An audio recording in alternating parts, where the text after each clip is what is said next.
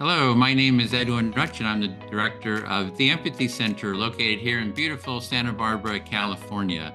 The center's mission is to build the empathy movement and to raise the level of empathy in society through education and community building initiatives. And my name is Anita Nowak. I teach at McGill University, and I'm the author of Purposeful Empathy, a book that invites readers to turn up the volume of empathy in their lives. And at the beginning of 2024, Anita and I co-hosted the Empathy Summit, brought to you by the Empathy Center, and more than 40 authors of books about empathy participated. They shared what their book was about, why they were motivated to write it, and what they hope readers will take away. Thank you so much for watching, and we hope you'll buy their book. We'll move on to the next speaker, which is Rob Volpe. And bring Rob up. Rob is an empathy activist, a keynote speaker, and a trainer, and he has identified the 5 steps to empathy, which he brings to life in his award-winning book. Tell me more about that. Solving the empathy crisis one conversation at a time, and he's gifting 10 ebooks. Thanks for that, Rob. Awesome. Take it away. Thank you. Thanks, Edwin. I'm in San Francisco, so I'll say good morning, but hello, everybody. I'm glad you could make it here today. So I'm Rob Volpe. I'm an empathy activist. There's some contact information there for me. I've also got it up at the end of the slide, and I've got a couple of QR codes as well. So if you've got your phone handy, you can take advantage of that.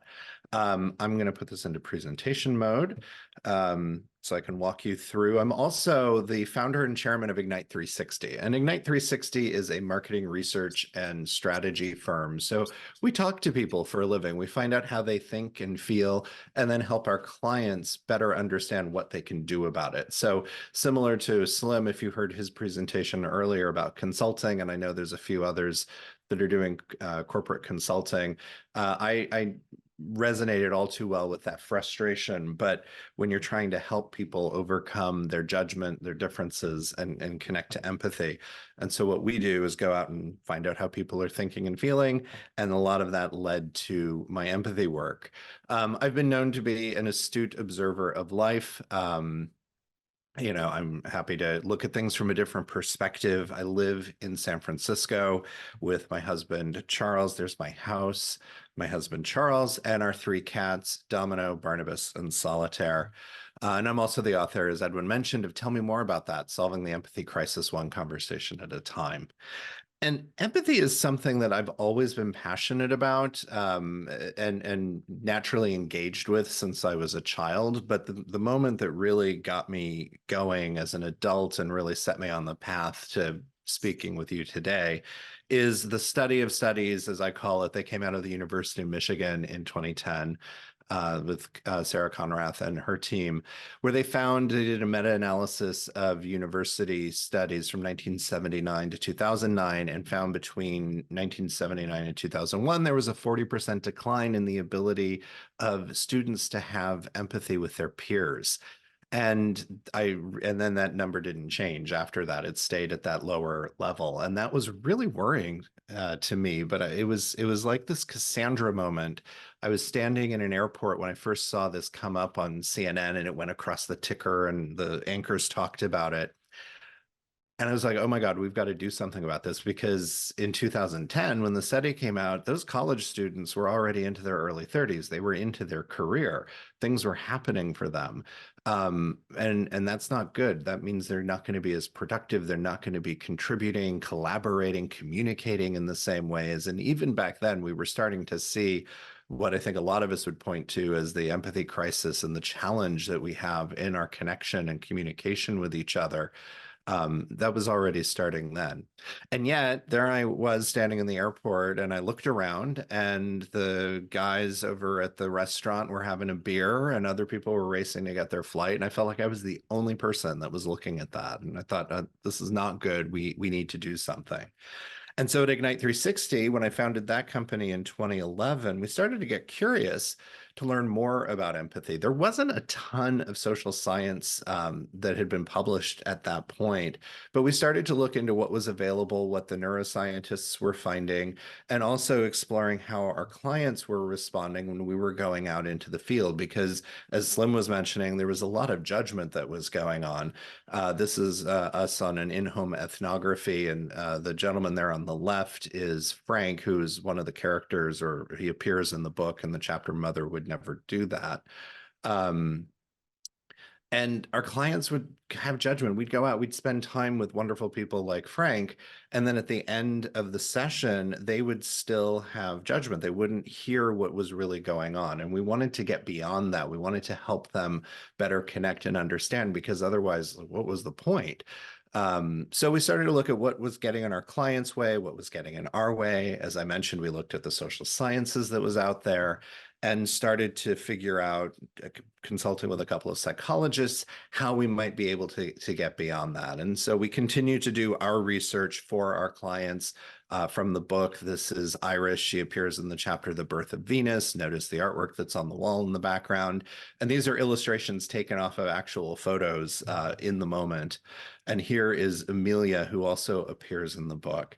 And as we paused and reflected, we realized that what was actually happening, while people were talking back then, if you go back 10, 12 years ago, people were talking about, oh yeah, we need to be more empathetic, but nobody was telling you what to do. So we started to hone our work into, well, what is it that you need to do? So we had learned a lot about empathy and understanding some principles of empathy, what it was, what it wasn't, but how do you actually do it? And that's how we came up with the 5 steps to empathy. And the 5 steps, which is what the book is about, and I bring to life using the stories of my experiences with some of those individuals and many more. The 5 steps are the things that you need to do in the moment when you're having an interaction with somebody. It's the stuff that comes up. So the first one is dismantling judgment, and we've found in our own research that gets in most people's way. The second one is asking good questions. The third one is actively listening, and I always reference Edwin's empathy circles, and hopefully everybody will stay to participate in those, because you've got to be present, you've got to be really listening if you're going to hope to have empathy. The next step is integrate into understanding, and then using solution imagination, so putting everything to work. And as I set out to write the book, I actually started in 2016. I was the true origin story. I was giving a presentation to a university class, and I was telling the stories of Frank and Iris and Amelia and sharing some of the crazy things that were happening during those sessions. And I noticed that the students were just listening with rapt attention. And a little voice inside me said, this is what you need to be writing about. These are the stories that you need to tell. And so I took an approach, rather than writing a straightforward, didactic business book, I took an approach to write something that sat more in the self-help, but also business and personal growth section, that just told stories. And it tells stories within all of these 5 steps and my own personal growth and experience, as well as the in-the-moment situations, because I wanted people to be engaged and entertained so that they could learn through that process, and so that those stories would stick with them. Ultimately, what I want people to come away with is a dose of what Maya Angelou talks about here, and I always love citing her. I think we all have empathy. We may not have enough courage to display it. And what I want is for people to be inspired.